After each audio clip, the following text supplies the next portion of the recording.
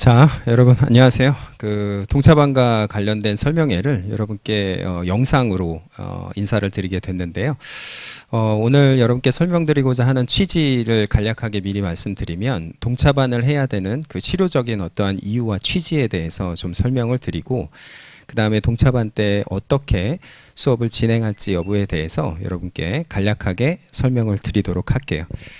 자, 여러분이 이제 동차반을 시작하거나 아니면 시작 중에 어떠한 내용에 대해서도 질의가 있으시면 제 메일 주소는 이렇게 되고요.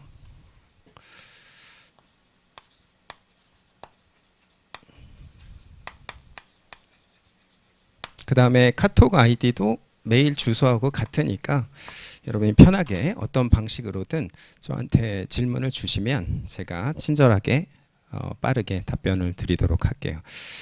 자, 여러분 예고해 드린 대로 동차반을 해야 되는 필요성에 대해서 우선 여러분께 설명을 드리도록 할게요. 여러분, 우리가 운동선수가 올림픽에서 최종적인 목표를, 인생의 목표를 설정하고 거기서 이제 성취를 하잖아요. 그러면 보통은 올림픽이라는 가장 떨리는 그 순간을 한 번으로 성취하기는 참 어렵겠죠. 그래서 보통은 뭐 세계 선수권 대회라든가 기타 여러 가지 공증된 어떠한 사전적인 예비 대회를 통해서 그 현장에서의 온도와 그 다음에 느낌, 그런 것들을 연습을 하고 그 다음에 이제 실전적인 본 무대에서 자신의 성취를 이루도록 하는 것이죠. 그것에 대한 핵심적인 취지는 결국에는 올림픽에서 내가 최선을 다하는 것도 최선을 다하는 연습을 정말 비슷한 현장에서 해봐야 올림픽에서 시행착오 없이 자신이 연습한 대로 결과를 얻을 수가 있기 때문이죠. 여러분들이 행정쟁송법이라는 것에 대해서는 사실상 법대에서도 3학년 때 배울 정도로 어려운 과목인데 진입장벽이 있는 것이죠. 그런 것들에 대해서 여러분들이 아무런 배경 지식 없이 시작하는 그 행정쟁송법에 대해서 사실상 생동차로 합격을 한다라는 것은 어찌 보면 무모한 작업이죠. 그러면 우리가 지금 동차를 통해서 여러분이 정말 달성해야 되는 가장 핵심적인 취지는 바로 올림픽, 그러니까 내년에 여러분들이 시험을 치를 때 그것을 올림픽으로 간주를 해보면 세계 선수권 대회라고 보면 돼요. 그러니까 이 세계 선수권 대회에서 여러분들이 정말 최선을 다해보는 거죠. 그래서 최선을 다해보고 거기서 나온 가학적이고 객관적인 평가치를 가지고 여러분들이 여러분에 대한 데이터를 확보할 수가 있는 거고, 그 현장에서의 온도와 그 다음에 어떤 것이 최선을 다하는 것이고 그런 것이 이렇게 객관적으로 평가되는 것에 대한 여러분만의 가장 객관적인 레퍼런스를 확보하는 것이죠. 예를 들면 이런 거예요.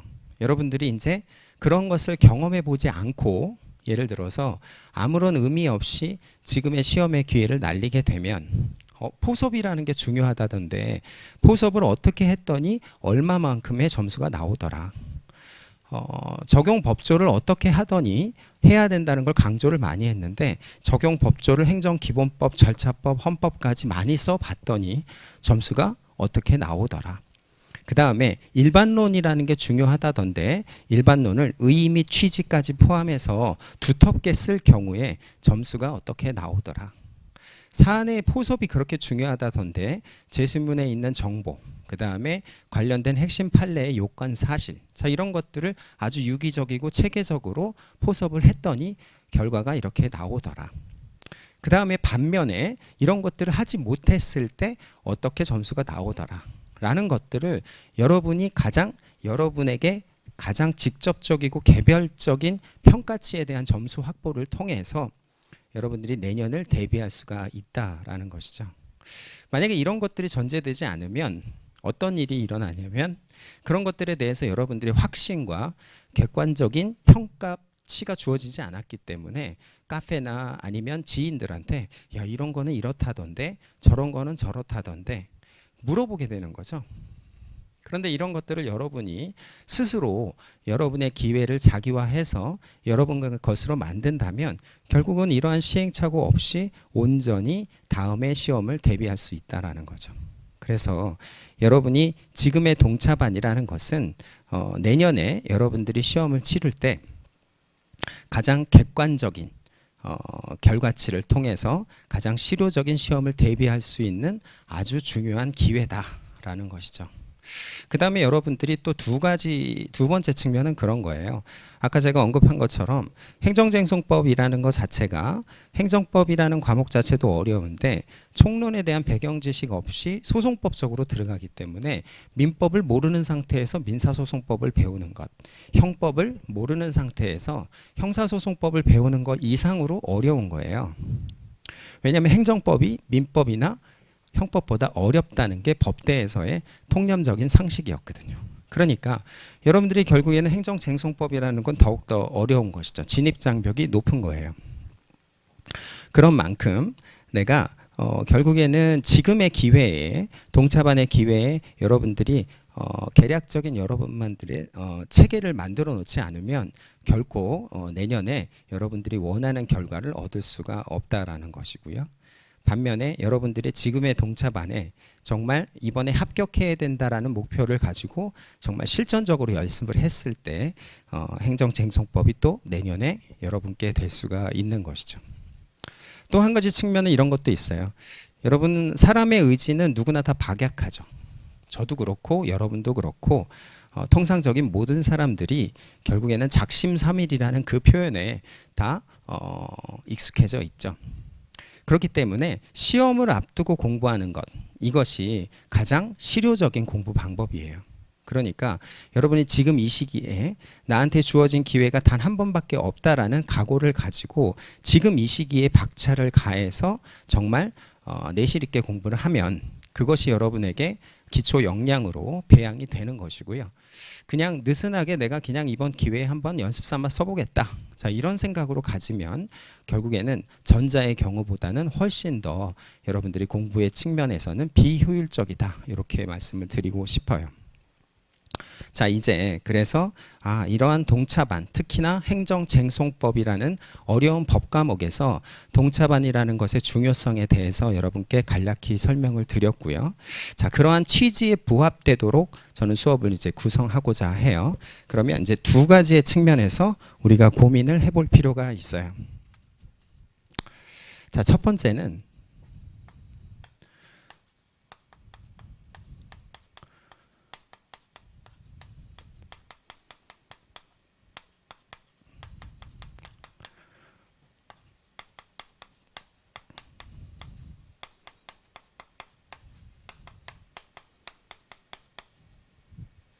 자, 맥락과 그 다음에 이에 대한 암기가 되는 거죠.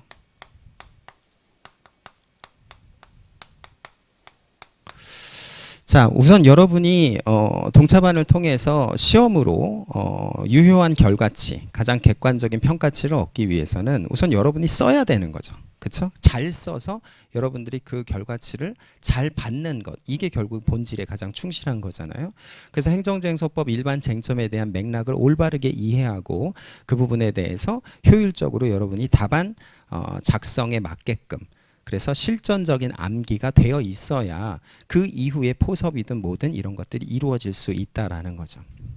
자, 근데 여러분들이 가만히 생각을 해보면 암기라는 것이 우리가 컴퓨터가 아닌 이상 어떠한 맥락에 대한 이해가 전제되지 않은 상태에서 그냥 기계적으로 암기했을 때에는 그것이 똑같은 조건 하에서만 현출될 수가 있지, 조금 변형된 상태에서는 그 암기는 무너지는 사실 모래성 같은 암기가 되는 것이죠.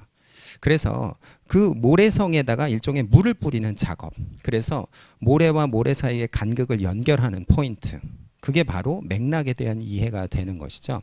우리가 뭐 학습이라는 것 자체가 기본적으로 맥락에 대한 이해가 있어야지만 그를 바탕으로 한 효율적인 암기가 된다는 표현하고 결국에는 동일한 표현이에요. 그래서 여러분들이 이 짧은 기간 내에 그러면 행정쟁송법 일반에 대한 쟁점에 대한 맥락을 효율적으로 가져갈 수 있겠느냐. 자, 이를 위해서는 집약적인 접근이 필요해요. 그래서 저는 행정쟁송법과 관련해서 69개의 쟁점으로 정리를 했어요.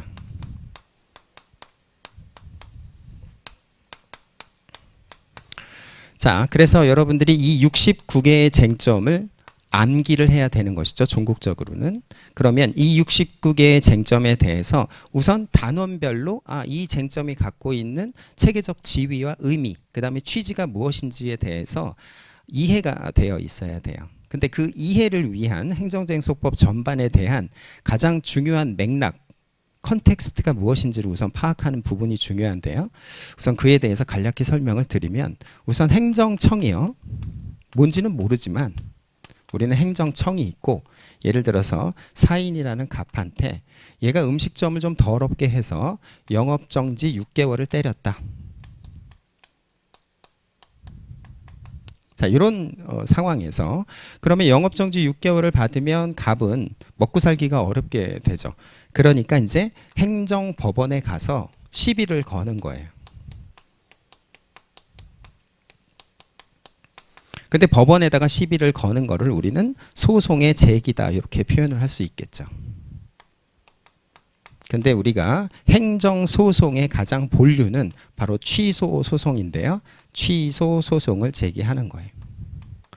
자, 그러면 이게 가장 전형적인 행정쟁송법의 기본적인 베이스 라인이에요. 그러면 우린 여기서 뭘 알 수 있냐면 이 행정청이라는 애가 사인인 갑한테 아무 이유 없이 영업정지 6개월을 때린 건 아니고 아까 제가 여러분께 설명을 드린 바와 같이 위생상의 어떠한 하자가 있었기 때문에 그래서 영업정지 6개월이라는 제재 처분을 때리게 된 거죠. 그러면 이 행정청이 달성하고자 하는 그러한 이익 자체가 공익이고요. 그 다음에 얘는 결국 영업정지를 통해서 내가 피해받는 그 부분, 자, 그거는 사익이라고 볼 수가 있어요. 근데 이제 국가 또는 행정청을 대비한 사익이기 때문에 권익이다. 이렇게 표현할 수가 있겠죠. 자, 그러면 이러한 공익은 행정청이 어떻게 달성하고자 하느냐. 행정청이 예를 들어서 영업정지 6개월을 자기 마음대로 그냥 때릴 수는 없는 거예요. 그렇기 때문에 행정청은 당연히 법에 근거해서만 때리게 되는 거죠. 그 다음에 그게 바로 공법이 되는 거예요. 왜? 공익을 위한 법이기 때문이에요.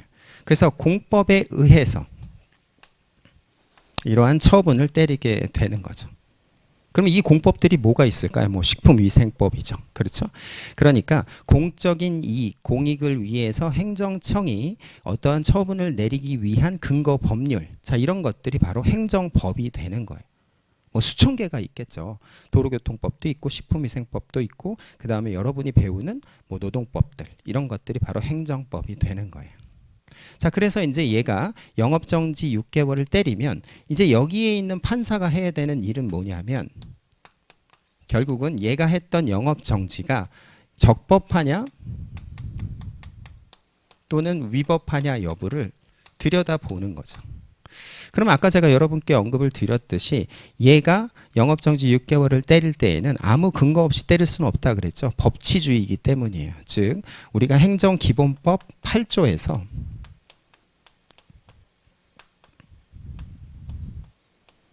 법치 행정의 원칙을 입법적으로 확인하고 있어요.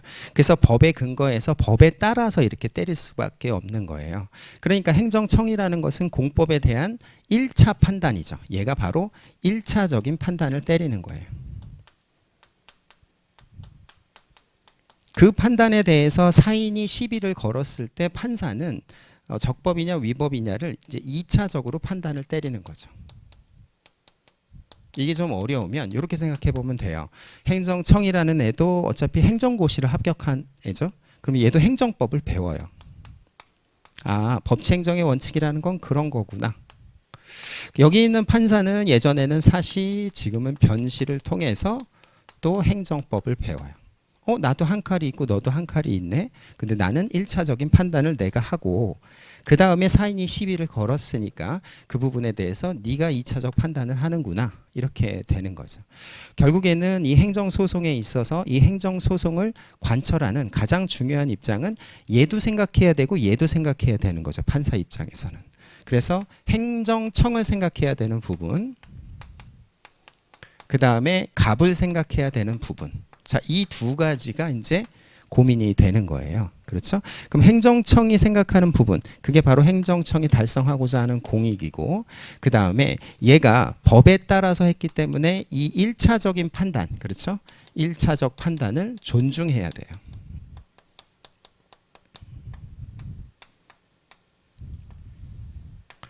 이 1차적 판단을 존중해야 되는 이유는 왜 그럴까요? 이 행정청이라는 것은 대통령을 수반으로 하죠. 대통령은 우리가 선거를 통해서 선출을 해요. 그러니까 민주적 정당성을 갖고 있죠. 근데 판사는 우리가 국민이 선출하지 않아요. 그러니까 행정부의 수반인 대통령이 대법원장을 임명하고 대법원장이 판사를 임명하는 거잖아요. 그러니까 간접적으로만 민주적 정당성을 부여받은 것이기 때문에 얘가 때린 1차적 판단권을 존중해야 되고, 얘를 개무시하게 되면, 판사가 만약 행정청을 무시하게 되면 행정청, 기재부에서 법원도 잘 안 지어주고 판사 수를 늘리는 거에 대한 예산 증편도 해주지 않을 가능성이 있는 거죠. 그래서 존중해줘야 되는 거예요. 그렇기 때문에 얘가 달성하고자 하는 이 공익을 실현시키기 위해서 아무나 어느 것에나 언제나 소송을 제기하지 못하도록 해야 할 필요성이 있는 것이죠. 그래서 이 부분에서 바로 소송 요건이라는 게 튀어나오는 거예요. 그래서 이 공익이 올바르게 법치 행정의 원칙에 따라서 안정적으로 구현될 수 있도록 엄격한 소송 요건을 요구하고 있어요. 그게 바로 행정소송법이에요. 그러니까 이러한 엄격한 소송 요건 요구에 우리 법원은 엄격한 해석을 통해서 행정청의 1차적 판단권을 존중하고, 그 다음에 행정청이 달성하고자 하는 공익을 실현, 안정성, 이런 것들을 유지토록 해야 할 필요성이 있는 것이죠. 그런데 만약에 이러한 소송 요건이 흠결됐다 그랬을 때는 이제 각하 판결을 하게 되는 거예요.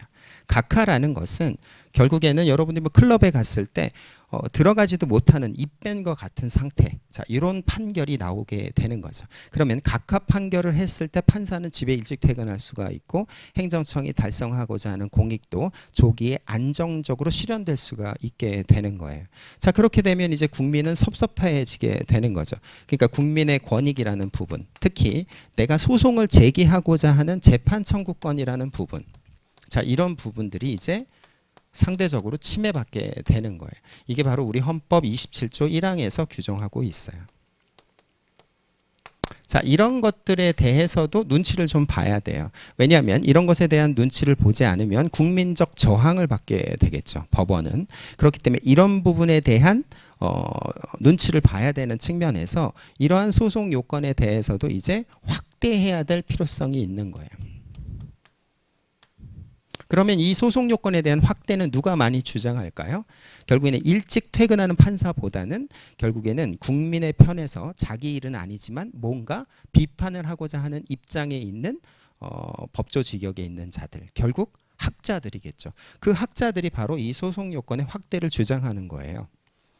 그러면 그런 학자들의 그러한 주장에 기반해서 법원도 그에 따라서 판결문이 때려지게 되면 학자의 입장은 또 제고될 수가 있겠죠. 결국에는 이러한 엄격한 소송 요건에서 국민에 대한 재판 청구권에 대한 실효적 보장을 위해서 소송 요건이 확대되는 이러한 맥락, 자, 이게 우리가 배우는 소송 요건에서 가장 중요한 맥락 포인트가 되는 거예요. 그러면 여러분들이 이러한 맥락을 짚어내고, 그래서 판례가 이런 경우에는 소송 요건을 엄격하게 보지만 국민에 대한 또 권익, 이런 눈치를 통해서 눈치를 봐야 되니까 어떤 경우에는 또 소송 요건을 확대하고 있구나. 그 다음에 소송 요건이 확대된 부분들이 그래서 시험에 출제될 가능성이 더 높겠구나. 맥락을 이렇게 가져가는 거죠. 이게 가장 행정소송을 지배하는 가장 중요한 포인트가 되고요. 결국에는 판사의 역할이라는 것, 클라이언트가 둘인 거죠. 결국엔 행정청과 사인인 거예요. 그래서 원래는 판사가 여기 있으면 여기에 원고, 갑이 있고, 그 다음에 여기에 행정청, 이제 행정청 소속의 공무원이 오거나 또는 외주를 줘서 변호사가 여기에 이렇게 참석을 하게 돼요. 그러면 결국에 원고와 행정청인 피고 사이에서 결국엔 비교 형량을 통해서 누구 손을 들어주느냐 이게 이제 판결로 이어지게 되는 것이고 소송 요건이 충족하지 않았을 때는 링 위에도 올라오지 못하는 각합 판결을 때리게 되는 거예요. 이게 행정쟁송에서 가장 중요한 맥락이 되는 거죠. 자, 그러면 여러분들이 지금 여러분께 일례를 통해서 설명드린 것처럼 쟁점에 대한 맥락 이해를 하고 그 다음에 그 맥락 이해 속에서 상호 연결되어 있는 69개의 쟁점을 올바르게 암기를 해서 그 암기가 여러분이 쓰는 글로 연계될 수 있도록 짧은 기간 내에 연습을 해야 되는 거예요. 그러니까 그런 부분들에 대해서는 우선 교재가 집약적이어야 되고요. 그래서 여러분께는 사실 동차반을 목적으로 해서 제가 교재를 굉장히 얇은 교재로 행정쟁송법 모든 쟁점이 빠짐없이 들어가 있는 그러한 교재를 마련했어요. 교재 제목은 이제 369 쟁점 서브노트라고 되어 있고요. 이렇게 해서 여러분들이 69개의 쟁점을 가장 실효적으로 그 다음에 단원과 단원 사이의 경계를 허문 상태에서 이러한 쟁점들이 어떻게 상호 유기적으로 연계되어 있는지에 대한 저의 설명과 강의를 통해서 여기에 있는 내용들이 여러분한테 평면적으로 주어지는 게 아니라 입체적으로 인지될 수 있도록 여러분들이 수업을 진행할 거예요. 자, 그러면 이제 여기까지가 이제 그러면 행정쟁송법이 이런 거고 이렇게 쟁점이 구성되어 있고 각 쟁점별 내용은 이렇다라는 것들을 알 수 있고 그 다음에 이제 두 번째는 아까 제가 취지가 여러분들이 정말 최선을 다해서 답안을 현출하고 그 다음에 그 부분에 대한 과학적인 평가치를 가지고 내년 시험에 실효적으로 대비해야 된다 그랬죠. 내가 아무리 잘 알아도 결국에는 내가 잘 쓰지 못하면 그 부분에 대해서는 여러분들이 지금의 이 기회를 여러분 것으로 만드는데 충실치 못하다는 단점이 있는 거예요. 그래서 결국에는 사례풀이를 반드시 병행해 줘야 돼요. 그러면 여기에 있는 쟁점과 가장 직접적으로 연계된 당의 쟁점의 가장 전형적인 사례에 대해서 여러분들이 직접적으로 답안 구성을 어떻게 하는지까지 확장해서 학습을 진행해야 동차반에 있어서의 여러분의 목표를 여러분 것으로 만들 수가 있는 것이죠. 이 또한 집약적이어야겠죠. 기간이 짧기 때문에. 그래서 사실은 이제 이것과 관련된 답안지 작성 핸드북도 같이 출판이 됐어요. 그래서 이게 바로 사례연습 답안지 핸드북이고요. 이 책의 구성은 여기에 있는 369 쟁점과 69개 쟁점에 대한 모든 사례가 가장 수험 적합적으로 집약적인 답안지 형태로 구성될 수 있도록 된 책이에요. 근데 여러분들이 동차반이라는 짧은 기간 동안 여기에 있는 사례를 다 푼다는 것은 사실상 어렵고 그렇게 되면 사실은 3기 학생들하고 거의 동일한 수준이 되는 거예요. 그렇게 되면 가장 좋죠. 그러나 가장 여러분들이 최소한도로 해야 되는 부분만 제가 여기서 선별을 해서 여러분이 69개 쟁점과 그와 관련된 가장 대표적이고 전형적인 사례를 페어링해서 내용과 사례풀이가 같이 연계될 수 있도록 69개의 패키지를 완성하는 것, 그게 가장 저의 근본적인 목적이고 여러분이 따라줘야 되는 포인트가 되는 거죠. 그래서 수업 진행은 그렇게 할 거예요. 69개에 있는 쟁점을 여러분께 다 설명을 드리고 그 다음에 그 맥락으로 인해서 맥락으로 연계돼서 여러분들이 암기할 수 있는 상태가 형성될 수 있도록 하고 그 형성된 암기 상태를 사례에 있는 제시문을 통해서 여러분이 답안으로 쓸 수 있는 상태, 그 다음에 답안은 어떻게 쓰는 것인지 그 부분에 대한 설명을 이제 여러분들의 있는 아까 설명드린 이 책을 통해서 같이 진행이 되는 것이죠. 그러면 이제 답안 작성 방법론과 관련해서도 여러분께 이제 설명을 간략히 드리겠는데요.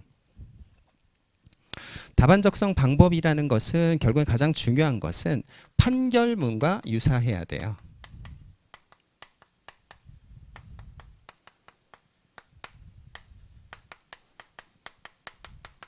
이게 가장 베스트 답안이 되는 거죠. 자, 판결문과 유사하기 위한 답안에 있어서 가장 중요한 포인트는 첫 번째, 자, 문제의 소재예요.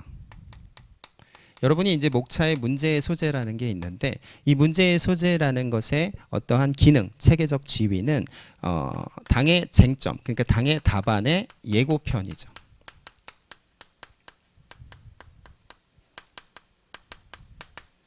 쟁점이 여기서 선취된 상태에서 여러분들이 문제의 소재에서 첫인상을 형성해 주는 건데요. 이건 판결문에서 이제 판결 요지하고 동일한 기능을 수행하는 거예요. 자, 요거를 제가 강조를 할 거고 여러분께 설명을 드리고 그 다음에 평가가 될 거예요. 그 다음에 두 번째 중요한 부분은 적용 법조.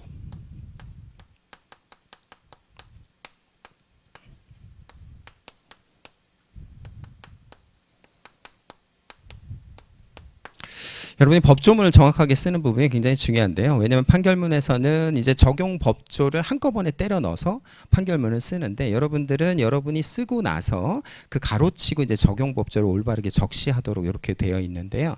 이게 이제 행정심판법, 그 다음에 행정소송법. 이거는 너무 기본인 거고요. 여기서 우리가 추가해야 되는 부분이 바로 헌법, 그 다음에 행정기본법, 그 다음에 행정절차법.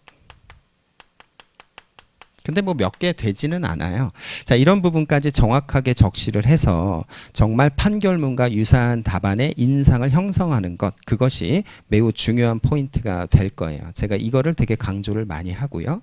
그 다음에 보편적인 평균인을 설득시키는 글이잖아요. 판결문이라는 것은 예를 들어서 변호사나 교수나 뭐 어떤 법을 전공한 사람들을 설득하는 대상의 글이 아니에요. 일반적인 국민들을 설득하는 글이기 때문에 보편적 평균인을 설득시킬 수 있는 일반론. 자, 이 부분을 잘 써줘야 돼요. 결국에는 여기에 포함되는 것이 뭐 의, 그 다음에 취지. 자, 이런 부분들이죠. 자, 이런 부분들을 잘 써주는 것들이 매우 중요하고요. 그 다음에 이제 네 번째는 사안의 두터운 포섭이에요. 여러분들이 이제 포섭이라는 표현이 아직 직관적으로 와닿지는 않겠지만 결국 포섭이라는 것은 여기에서 설시한 일반론 있죠. 그렇죠? 판례의 일반론, 어떠한 판례의 요건. 그 다음에 제시문의 정보. 자, 이런 것들이 유기적, 체계적으로 이렇게 단단하게 구성된 글을 만들어가는 것, 이게 이제 두터운 포섭이고 여러분의 답안에서는 이제 사안의 적용이라는 목차 안에서 형성되는 거예요. 자, 여기서 사실은 차별적인 포인트가 여러분들이 획득되어야 되는 거죠. 그 다음에 제가 이제 여러분한테 또 답안 작성을 하면서 보론이라는 부분도 강조를 할 거예요. 여러분 요새는 문제의 추세가 이제 논점이 제시된 형태에서 출제가 많이 되죠. 논점을 발견해야 되는 출제는 사실 예전의 사법시험 형태고 최근의 모든 서술형 시험은 논점이 제시된 상태에서 그 논점에 이르기 위한 사전적인 어떠한 논점은 또 발견해서 써야 되지만 사실 주된 쟁점은 제시된 형태에서 출제가 돼요. 그렇기 때문에 제시된 쟁점에 가장 충실하게 답안을 작성하는 게 중요하고 과연 다만 거기서 이제 관련되는 쟁점에 대해서는 추가적으로 차별적인 포인트를 확보해 나가는 것 플러스 알파가 되는 거죠. 그 부분은 여러분들이 이제 보론이라는 목차로 함으로써 사실은 주된 쟁점에 집중해야 되는데 주된 쟁점이 아닌 무익적 기재사항에 매몰되는 것을 방지하기 위해서 답안 작성 전략적으로는 이제 보론이라는 것을 제가 강조할 거예요. 그래서 이러한 5가지의 답안 작성의 어떠한 전략, 자, 이런 것들이 당의 행정쟁서법 이런 사례 연습 답안지 작성 교재에 집약이 되어 있어요. 자, 그렇게 해서 이제 연습을 하는 거죠. 그러면 우리는 69개 쟁점에 대해서 쟁점을 이해하고 그 다음에 그 쟁점이 사례를 통해서 답안에는 어떻게 연계돼서 현출되어야 되는지에 대한 연습. 자, 이런 것들을 69개에 맞게끔 페어링해서 진행이 되는 거죠. 자, 여기까지만 해서 만약에 여러분들이 잘 쓸 수만 있다면 가장 좋지만 사람이 공부만 하고 연습을 하지 않으면 여러분들이 성취를 하기는 어렵죠. 그래서 이제 모의고사도 또 진행을 해야 돼요. 그래서 여러분께는 4번의 모의고사 기회를 제공 드릴 거고요.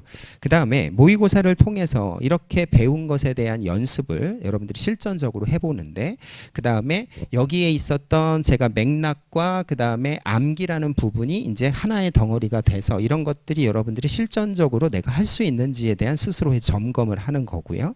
그 다음에 제가 강조했던 이러한 5가지의 답안 작성 방법과 관련된 기술들을 내가 내 걸로 자기화해서 답안으로 실질적으로 현출할 수 있겠느냐, 이 2가지 사항에 대한 점검을 하는 거죠. 근데 이런 부분들이 사실은 올바르게 되었는지에 대한 것이 바로 채점이에요. 그러면 채점에 대한 피드백이라는 것이 그냥 기계적이고 산술적인 채점의 결과로만 여러분께 전달이 된다면 여러분은 아직 행정쟁송법이 완비되지 않은 상태에서 내가 어떤 문제점이 있고 어떻게 개선해야 되는지에 대해서는 정확하게 인지하기가 어렵죠. 그래서 이러한 4번의 시험에 대해서 강사가 직접 첨삭을 하고 채점을 해서 여러분께 피드백을 제공 드릴 거예요. 자, 그렇게 되면은 어떤 차이가 있는지 여러분이 이제 느낄 수가 있는데, 그거는 이렇게 보면 되겠어요. 그냥 산술적인 채점. 자, 이거는 이제 그냥 출제자가 아닌 제3자에 의한 채점이겠죠. 자, 근데 그거를 여러분들이 과학적으로, 기계적으로, 그 다음에 어떤 체계적으로 이해하기는 상당히 어려운 거예요. 그런데 강사가 그 부분에 대해서 이런 부분은 잘못됐고, 그 다음에 이런 부분은 개선해야 되고, 이런 부분은 잘 됐다라는 것에 대해서 채점과 첨삭을 하면 그것은 채점이 아니라 이제 진단이 되는 거죠. 진단. 그러니까 우리가 전문가를 찾아가는 이유, 우리가 의사를 찾아가는 이유는 나의 문제점에 대한 진단과 그 다음에 어떻게 해나갈지에 대한 방향성을 제시받고자 우리가 의사를 찾아가는 거죠.